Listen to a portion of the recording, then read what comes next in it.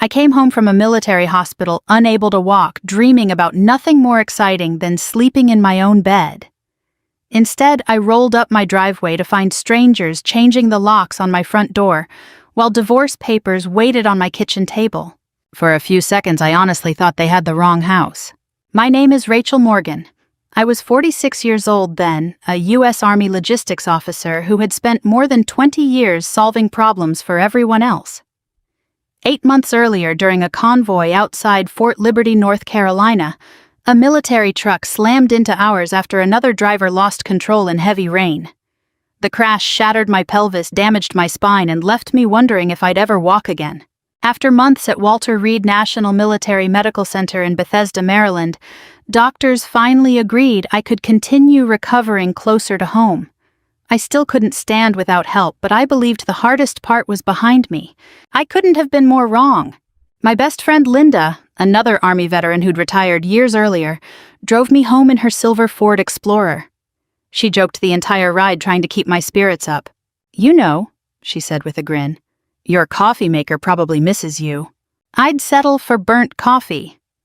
I laughed. Hospital coffee should be considered a crime. When we turned onto my street in Fayetteville, something felt off. There was a moving truck parked across from my house. 2 men I'd never seen before were carrying toolboxes toward my front porch. Linda slowed the SUV. "You expecting company?" I shook my head. One of the workers looked at us, then back at his clipboard. "Can I help you?" he asked. "I live here." He frowned. "Ma'am, the new owners asked us to replace every lock today." The words didn't register. New owners. Linda helped lower my wheelchair onto the driveway while I stared at my own front door. "This has to be some mistake," I whispered. The front door wasn't locked yet. I rolled inside before anyone stopped me. The house echoed. No couch. No dining table. No family pictures. No television. Just empty walls and the smell of fresh paint. In the middle of the kitchen sat a large manila envelope. My name was written across it in Mark's handwriting. My hands shook before I even opened it. The first page read, "Petition for dissolution of marriage." The second page explained that my husband had accepted a job in Arizona. The third page listed property that had already been sold. Our house. Our truck. Several investment accounts. There was also a short handwritten note. "Rachel, this is easier for everyone. I can't spend the rest of my life taking care of someone in a wheelchair. Please don't try to contact me." That was it. 23 years of marriage reduced to 4 sentences. I don't remember crying. I remember feeling cold. The kind of cold that starts somewhere deep inside your chest. Linda quietly picked up the papers while I sat frozen. Then our next-door neighbor, Mrs. Jenkins, walked in through the open door carrying a casserole dish wrapped in foil. The moment she saw me, she covered her mouth. "Oh, sweetheart." She knelt beside my wheelchair. "I thought they told you." "Told me what?" She hesitated. "Mark sold the house almost 3 weeks ago." I couldn't breathe. "He packed everything, said you weren't coming home." Her voice broke. "Then he left with that woman he'd been seeing. They moved to Scottsdale together." That woman. I suddenly remembered Heather. The woman from his accounting office he'd always insisted was just a friend. Linda squeezed my shoulder. "We're leaving." I nodded without speaking. That evening, instead of sleeping in the home we'd built together, I checked into a small VA transitional apartment on the edge of Fayetteville. The room held a narrow bed, a dresser, and a tiny kitchenette. The fluorescent lights buzzed softly overhead. Linda unpacked my overnight bag in silence. Before leaving, she bent down and hugged me carefully. "You still have people, Rachel." After she drove away, I sat alone beside the window watching headlights drift across the parking lot. That night, I truly believed I'd lost everything. I had no idea my real story hadn't even begun. The first morning in that VA apartment, I woke up reaching for Mark. For 23 years, his side of the bed had been the first thing I saw. That morning, my hand touched a cold wall. The apartment was quiet, except for the refrigerator humming in the kitchenette. Someone had left 2 packets of instant oatmeal and a jar of powdered coffee on the counter. I stared at them for a long time before laughing once bitterly. Mark knew I hated instant coffee. That small thought hurt more than it should have. Linda arrived at 8 with 2 paper cups from Dunkin' and a grocery bag full of things she claimed were basic human survival supplies. Bread, peanut butter, bananas, laundry detergent, a rotisserie chicken. She set everything down and looked at me. "Did you sleep?" Not really. Did you eat? I shook my head. She handed me the coffee. Start there. Later that morning, a VA social worker named Denise Harper came by. She was in her late 50s with gray braids and the kind of calm voice that made bad news easier to hear. She opened a folder on the little table. Rachel, we need to go over your finances. I already knew it would be ugly. It was worse. Our joint checking account had less than $900 left. Mark had withdrawn nearly everything 2 days before the house sale closed. Our Ford pickup was gone.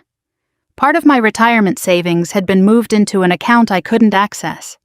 Even the emergency fund we'd built over 20 years had disappeared. He couldn't legally take all of that, Linda said. Denise nodded. No, he couldn't. But proving what happened and getting it back will take time. Time. That word followed me everywhere back then. Time to heal.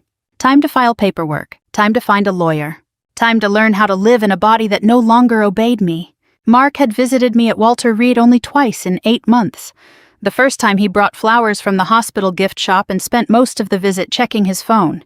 The second time he stood near the door and said he had an early flight. I had told myself he was scared. I had told myself men handled fear differently. Looking back, I had been doing most of the work of believing in our marriage. Physical therapy started again 3 days later at the Fayetteville 5A clinic. My therapist, Jonah Reed, was 32 and far too cheerful at 7 in the morning. Today we're working on transfers, he said. I already know how to fall out of a chair. Good, then we've got a foundation. I glared at him. He grinned. There she is. The first attempt left me sweating through my t-shirt. My arms shook. Pain shot from my lower back into both hips. I can't do this, I said. Jonah crouched beside me. You can't do it yet. I hated that word too. Yet. But I tried again. By the end of the week, I could move from the wheelchair to the bed without someone lifting me. It took forever. It wasn't graceful. But I did it. That Friday, Denise helped me apply for emergency assistance and legal aid. Linda drove me to a thrift store where I bought 3 plates, 2 towels, and a lamp with a crooked shade. Very elegant, she said. It leans with character. For the first time in days, I smiled. That night, I made a peanut butter sandwich and ate it beside the window. My life had been reduced to a room, a wheelchair, and a pile of forms. But one thing remained mine. If my legs wouldn't carry me, my pride still would. People think recovery happens in dramatic moments. It doesn't. Most of the time, it happens on an ordinary Tuesday when you realize you managed to brush your teeth without thinking about the pain. Or when you make it from the bedroom to the kitchen without stopping halfway to catch your breath. That's how my second year after the accident passed one small victory at a time. Every Monday, Wednesday, and Friday, Linda picked me up before sunrise for physical therapy at the Fayetteville 5 a healthcare center. By then, Jonah had stopped treating me like a fragile patient. You know what's funny? He asked one morning while adjusting the parallel bars. I doubt it. You complain less than half the people who come in with a sprained ankle. I save my complaining for traffic. He laughed. Good answer. Those sessions were brutal. The muscles in my legs had forgotten their job. Every step felt like my hips were carrying bags of wet cement. Some days I left therapy feeling hopeful. Other days I cried in Linda's car before we even reached the parking lot. She never tried to cheer me up with empty words. Instead, she'd hand me a napkin. Get it out, she'd say. Then we'd stop at Bojangles on the way home, and somehow biscuits always made life seem a little less unfair. About 6 months into rehab, Jonah introduced me to adaptive strength training. I hated every minute of it. You military people are stubborn, he said. We call it determination. I call it paperwork if you tear something. I rolled my eyes. You've been waiting all week to use that joke. I absolutely have. Slowly things changed. First I stood for 20 seconds between the parallel bars, then 40, then a full minute. One afternoon the entire therapy room applauded because I took 5 shaky steps with a walker. 5 steps. 20 years in the Army and I'd never been prouder of 5 steps. The emotional recovery took longer. I still woke up some nights wondering how Mark could walk away so easily. Then I'd remind myself that asking the same question every day wasn't bringing me any closer to peace. Denise, my counselor, suggested I attend a veterans networking luncheon in Raleigh. I don't need networking, I told her. You need people who understand rebuilding. She was right. That's where I met retired Army Colonel David Ellis. He was 71, silver-haired, and had the habit of speaking quietly enough that everyone leaned in to hear him. He'd lost part of his left leg in Iraq years earlier. When I apologized for arriving late because my wheelchair battery had died, he smiled. The Army taught us to improvise. It also taught us to hurry. It taught us both. Over coffee, he listened more than he talked. Finally, he asked, "What did you do before the accident?" I managed military supply operations. "So you solved impossible logistics problems." I tried. "And now?" I shrugged. "I survive." He looked directly at me. "Rachel's surviving is a temporary assignment." I frowned. "What does that mean?" "It means you've spent 2 years proving you can stay alive." He leaned back. "Now prove you can build a life." Those words stayed with me. The next week, I enrolled in an online certification program for commercial supply chain management. I spent mornings in therapy and afternoons studying at the Fayetteville Public Library because concentrating inside my apartment had become impossible. Money was tight. I sold old jewelry I no longer wore. Linda refused to let me pay for gas whenever she drove me. By the end of that year, I had earned my certification.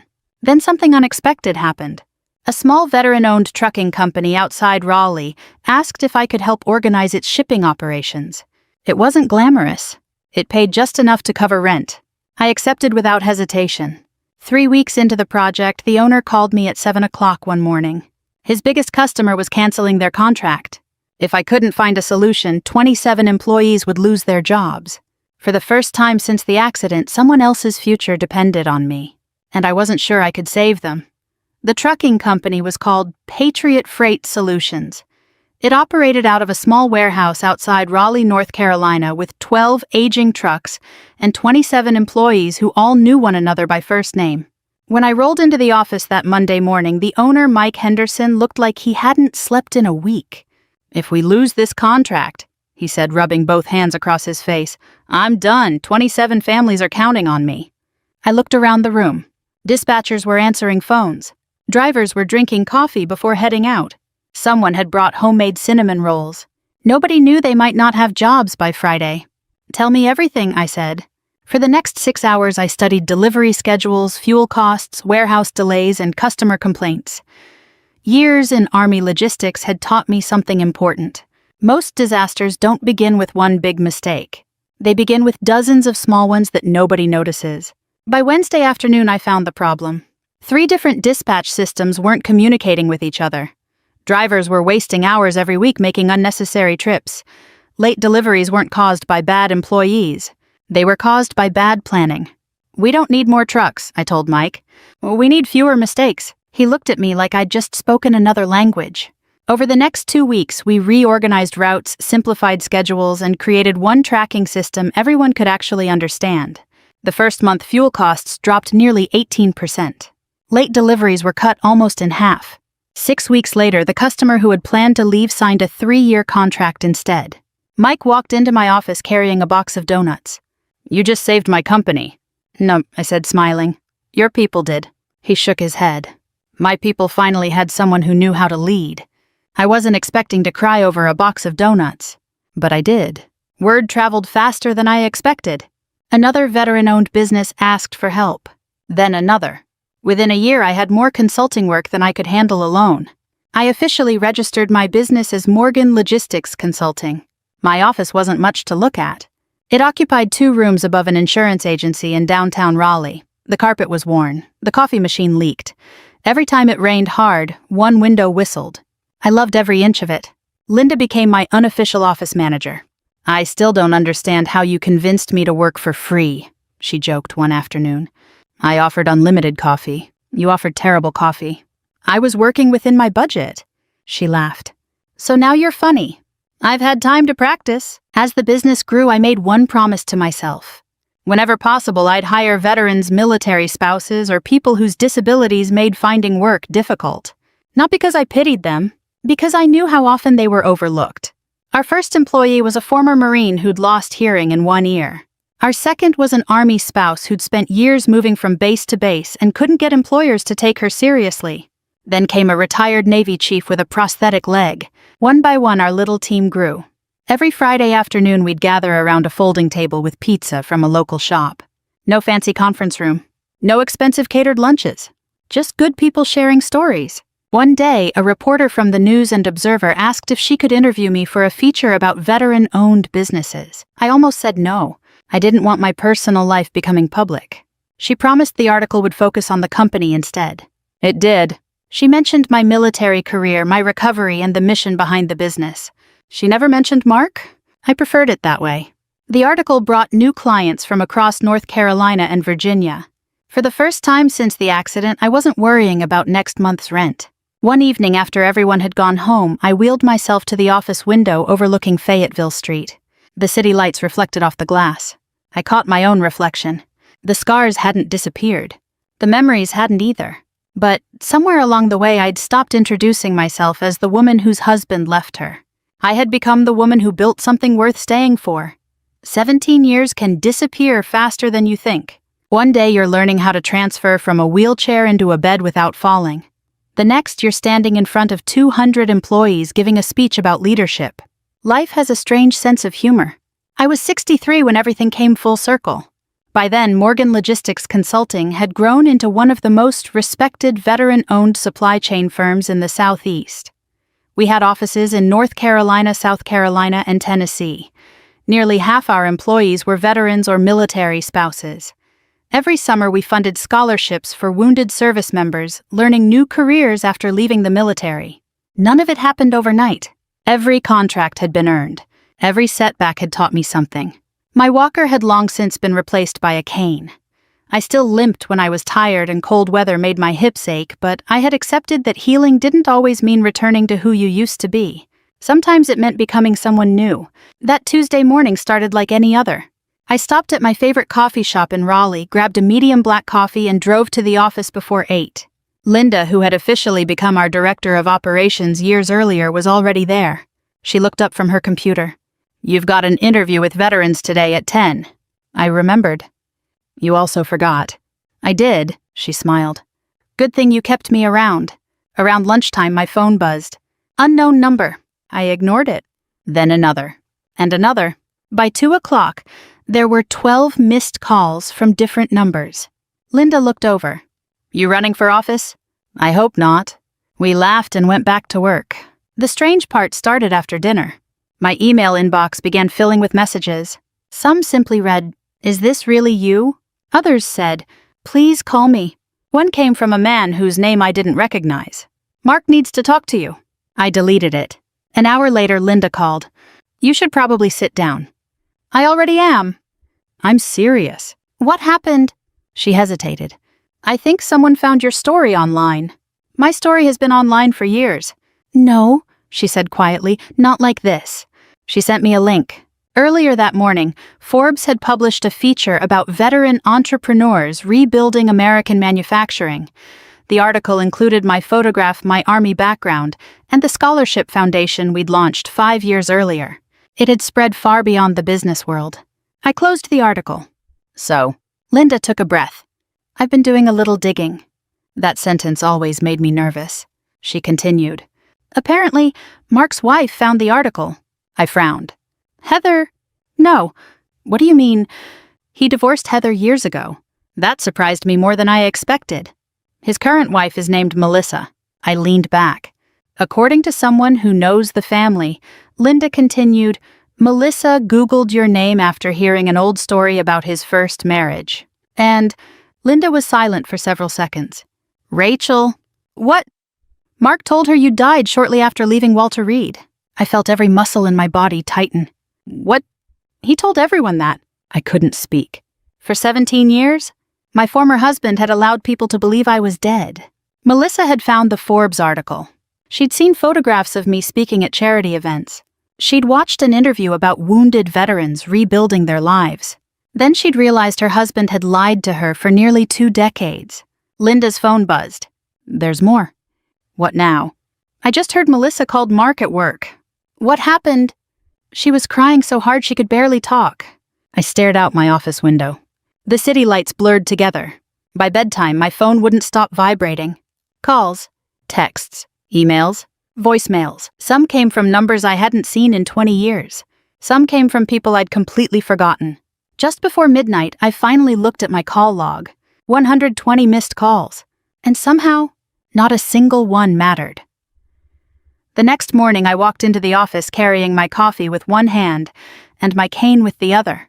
Linda was already waiting outside my office. "You might want to see this." She handed me a stack of printed emails. I counted almost 40. Some were from former neighbors. Some were from distant cousins I hadn't heard from since the accident. One came from Mrs. Jenkins, my old neighbor. "Rachel, I always wondered why you disappeared. I'm so sorry." Another simply said, "I believed Mark. I owe you an apology." I set the papers down. "I don't need apologies." "No," Linda said softly, "but maybe they do." By lunchtime, my assistant Emily knocked on my door. "There's someone downstairs asking to see you." "I don't have any appointments." "She says her name is Melissa." I froze. "Mark's wife." Emily looked uncomfortable. "She doesn't seem angry." "What's she seem like?" "Heartbroken." I stared through the office window for several seconds. "Tell her I'm not available." Emily nodded. "I already did." "And?" "She said she'd wait." I sighed. "How long?" "She's been sitting in the lobby for almost 2 hours." Linda folded her arms. "You don't owe her anything?" "I know. But she's not the one who betrayed me." Linda didn't answer. She knew I was already wrestling with myself. For 17 years, I'd imagined what I'd say if Mark ever showed up. I'd imagined slamming the door, walking away, ignoring him completely. I had never imagined another woman paying the price for his lies. At 4 o'clock, I finally asked Emily to bring Melissa upstairs. She looked to be in her early 50s. No expensive jewelry, no designer clothes, just jeans, a navy sweater, and red eyes that looked like she'd barely slept. The moment she stepped inside, she started crying again. "I'm so sorry," she whispered. I pointed toward the chair across from my desk. "You don't need to apologize for someone else's choices." She sat carefully. "I didn't know." "I believe you." She nodded over and over. "He told me you died." I stayed quiet. "He said..." Her voice cracked. "He said the army called him after you passed away. He told our children your family wanted privacy." I closed my eyes for a moment. Children. There were children involved now. Melissa wiped her face with a tissue. "I found the Forbes article yesterday." "I figured. I thought maybe..." She hesitated. "I thought there had to be another Rachel Morgan." "There isn't." She looked around my office. Framed photographs lined one wall. Employees volunteering at food banks. Veterans graduating from scholarship programs. Our annual company picnic. A picture of me shaking hands with the governor after receiving a statewide small business award. Melissa stared at them. "He told me you never recovered." "I didn't." She looked confused. "I recovered differently." For the first time since she'd arrived, she smiled through her tears. I like that answer. There was a long silence. Finally, she reached into her purse. "I brought something." She placed a thick envelope on my desk. Inside were copies of bank statements, property records, and several handwritten notes. "I've been going through our financial records since yesterday." I looked up. "Why?" "Because nothing he told me makes sense anymore." She took a slow breath. "Rachel, I think Mark has been hiding things for years." I didn't touch the papers. "I'm not interested in revenge." "I know." "Then why are you here?" She looked directly into my eyes. "Because I think he stole money that belonged to you." The room suddenly felt very quiet. Melissa continued. "I also found something else." "What?" She swallowed hard. "There are recordings." "What kind of recordings?" "My husband talks in his sleep." I blinked. She gave a sad little laugh. "I know how ridiculous that sounds." "It does." "I started recording him years ago because he kept arguing with people in his dreams." I almost smiled despite myself. "But after yesterday..." Her expression changed. "I listened to them." She slid a small digital recorder across my desk. "And Rachel," she whispered the next sentence, "I think you're about to hear the truth he's been hiding for 17 years. I didn't touch the recorder for 3 days. It sat in the top drawer of my desk, wrapped in the same envelope Melissa had handed me. Every time I opened that drawer to grab a pen or a file, I saw it sitting there. I wasn't afraid of what it might reveal. I was afraid it might pull me backward. On Friday afternoon, after everyone had gone home, I locked my office door. Linda noticed. "You finally going to listen?" "I think I have to." She nodded. "If you want company, I'm here." "I know. But this one, I need to do alone." She squeezed my shoulder before quietly leaving. I picked up the recorder and pressed play. For the first few minutes, there was nothing but muffled breathing. Then Mark's voice. Soft, sleepy, She'll never know. Another pause. She's not coming back. I frowned. The recording skipped ahead. Then I heard Melissa's voice whispering from somewhere in the room. Mark, who are you talking about? He answered without waking up. Rachel? My heart started pounding. Didn't matter anyway. Silence. She couldn't even walk. Another long pause, then the sentence that stayed with me for weeks. I figured she'd never recover. I closed my eyes. It wasn't anger I felt. It was disappointment. 17 years. And somehow he had never understood who he'd married. The second recording was worse. Mark laughed softly in his sleep. I sold it before she got home. Another pause. Best decision I ever made. I stopped the recording. I couldn't listen anymore. The following Monday, I met with my attorney Sarah Whitman in downtown Raleigh. Sarah had represented our company for years. She listened carefully while I explained everything. When I finished, she folded her hands. Rachel, let's separate emotion from law. I'd appreciate that. She reviewed the property records Melissa had found. Then the bank statements, then the dates. Finally, she looked up.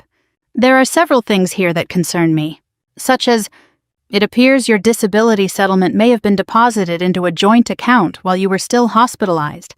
I never saw it. I don't think you did. She tapped another document. Then the money disappeared. My stomach tightened. The house sale also raises questions. I signed nothing. I noticed. Sarah leaned back. I'm not promising anything. But there may have been fraud. The word hung in the air. Fraud. Not betrayal. Not heartbreak. Fraud. Sarah continued carefully. The statute of limitations may affect some claims. I expected that. But if assets were intentionally concealed, she shrugged, there could still be legal options. I drove home thinking about those words, legal options. For years, I'd imagined revenge looking dramatic. Public shouting. Doors slamming. Someone finally saying, you were right all along. Real life wasn't like that. Real justice came wrapped in paperwork. The next evening, Melissa called. I filed for divorce. I wasn't surprised. I also moved out. I'm sorry. No, she sighed. You're the one who deserves an apology. You already gave me one. I don't think one apology covers 17 years. We both laughed quietly. It felt strange, almost peaceful. Before hanging up, she said something I hadn't expected. I gave Sarah everything. What do you mean? Every bank statement. Every recording. Every document I could find. What? Because my marriage is over. She paused. But the truth shouldn't stay buried with it. After we hung up, I sat on my back porch watching the sun disappear behind the trees. I thought I'd spent 17 years wanting revenge. The truth was more complicated. I didn't need to ruin Mark's life. He'd already spent years ruining it himself. What I wanted now wasn't revenge. It was the truth. And for the first time since I rolled into that empty house all those years ago, I believed the truth might finally be enough. 3 months later, Sarah called with an update. I've got good news. I could use some. We've reached a settlement conference. I leaned back in my chair. So we're finally doing this. We are. The mediation would take place in Charlotte. Mark had agreed to attend after his attorney advised him that several financial questions weren't going away. He still denies everything, Sarah added. I'm not surprised. But what? Melissa is coming. That caught me off guard. Why? She volunteered to testify if necessary. I didn't know what to say. Life had a strange way of introducing people you never expected to stand beside you. The conference was held in a federal office building on a gray Thursday morning. I arrived early with Sarah. I wore a navy pantsuit, low heels, and carried my cane. I hadn't worn my army uniform in years, but I still stood a little straighter whenever I walked into a government building. Sarah smiled. Nervous. More tired than nervous. Good. Good. It means you're thinking clearly. About 20 minutes later, Mark walked through the doors. I recognized him immediately. His hair had turned almost completely gray. His shoulders slumped. He'd gained weight. For a moment, he looked like a stranger. Then he looked at me. His face went pale. Rachel. I simply nodded. Neither of us spoke. His attorney guided him into another conference room. Sarah leaned toward me. You handled that well. I've had 17 years to prepare. Mediation lasted nearly 5 hours. Lawyers went in and out. Documents moved from table to table. Old bank statements, property records, military benefit records, insurance paperwork. Then Sarah placed one final folder on the table. Melissa's evidence. The recordings weren't even necessary. The financial records told the story by themselves. Money had been transferred while I was still hospitalized. Accounts had been emptied before I received legal notice. Property had been sold before our divorce was finalized. Mark's attorney removed his glasses and sighed. He looked at his client. "Is there anything in these documents that's inaccurate?" Mark stared at the table. "No." It was the first honest word I'd heard him speak in nearly 2 decades. During a break, I stepped into the hallway for coffee. Melissa was standing by a vending machine. She smiled nervously. "I wasn't sure if you'd want to talk." "I think we're past avoiding each other." She laughed softly. "So do I." For several minutes, we talked about ordinary things. Her children, my scholarship foundation, retirement, gardening. It felt oddly normal. Finally, she looked at me. "Can I ask you something?" "Of course." "Were you ever happy with him?" I thought about that. I was. She nodded. So was I. Neither of us blamed the other. That chapter belonged to one man. Late that afternoon, everyone gathered one last time. Sarah summarized the agreement. Mark would repay a substantial portion of the assets he'd wrongfully taken along with accumulated interest. The settlement wasn't everything I had lost. Legally, it couldn't be. But it acknowledged something I had waited 17 years to hear. I hadn't imagined what happened. I hadn't exaggerated. I had been wronged. As everyone began collecting their files, Mark stood. "Rachel." I turned toward him. He struggled to find the words. "I'm sorry." The younger version of me had dreamed about hearing that sentence. The woman standing there now realized something surprising. It didn't change anything. I gave him a polite nod. "I hope you mean that." Then I picked up my cane and walked out of the room. Not because I'd won. Because I no longer needed him to lose. Outside, the afternoon sun broke through the clouds. For the first time in years, the past felt exactly where it belonged. Behind me. People imagine that winning a legal case feels like fireworks. It doesn't. It feels like signing a stack of papers, shaking a few hands, and driving home through traffic, wondering why your heart isn't racing. Mine certainly wasn't. The settlement money arrived a little over 6 weeks later. I stared at the number on my computer screen for a long time. It wasn't enough to erase what I'd lost all those years ago. You can't put a dollar amount on 23 years of marriage, or 8 months of believing your husband would walk through the hospital door, or the moment you discover you've been erased from your own life. But the money represented something more important. The truth had finally been recognized. Sarah called that afternoon. "So," she asked, "what are you going to do with it?" "I've been thinking." "I figured you had." "I don't need another house." "You already have one." "I don't need another car." "So," I smiled, "I know exactly where it's going." 3 months later, we announced the Rachel Morgan Veterans Mobility Scholarship. The fund would help wounded veterans pay for adaptive equipment job training and transportation during rehabilitation. The things insurance often didn't fully cover. Wheelchairs, vehicle modifications, college tuition, certification programs. I remembered how impossible those expenses had seemed when I was living in that tiny VA apartment. If someone else didn't have to face those same choices, then every painful year had led somewhere worthwhile. At the opening ceremony, Jonah was there, still smiling, still making terrible jokes. "I knew you'd become famous." "I'm not famous." "You got your own scholarship." "That's not fame." He grinned. "It's close enough." I laughed. Some things never changed. A few weeks later, I received a handwritten letter from Melissa. Not an email. An actual letter. Inside was a photograph. She was standing beside 2 teenage boys and a golden retriever in front of a small house. On the back, she'd written, "We're doing okay. Thank you for showing me what strength really looks like." I placed the picture inside my desk drawer. Not because I wanted to remember Mark. Because I wanted to remember that innocent people sometimes get caught in someone else's lies. News about the settlement spread quietly through our business community. No headlines. No television cameras. Just conversations. People who had admired Mark's reputation slowly learned what had really happened. Several companies ended long-standing business relationships with him. Friends drifted away, not because I asked them to, because trust once broken is difficult to rebuild. Linda read one article about his struggling consulting business. She looked at me. "Feeling satisfied?" I thought about it. "No." "Really? I don't enjoy watching someone fall." She smiled. "I was hoping you'd say that."